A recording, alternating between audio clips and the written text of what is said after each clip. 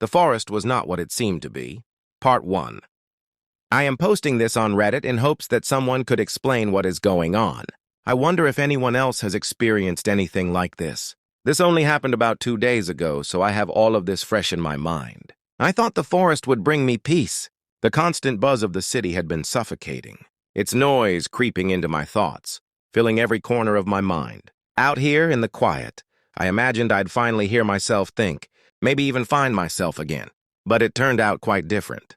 At first it was perfect. The trees stood tall, bringing the comfort that I needed. Birds chirped noisily, which was music to my ears. The house itself was small but cozy, nestled deep enough in the woods that I felt utterly alone, just the way I wanted. Moreover, the internet was available too. It seemed like it couldn't have been better. A sense of loneliness was there, of course, but I was willing to put up with it. Tom, my brother, would surely visit. At least I had hoped so at the time.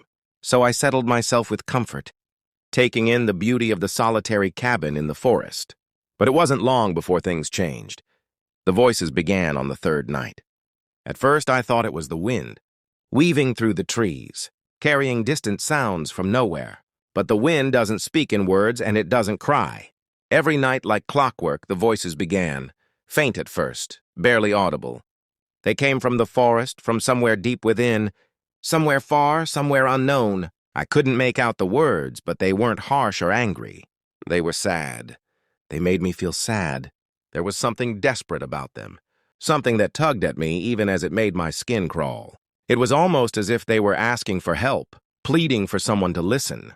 I wanted to ignore them, to pretend it was just my imagination. But how do you ignore something like that?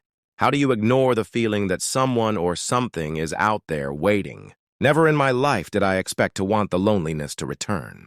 But now something or someone was out there, out of my reach, out of my vision, pleading for help.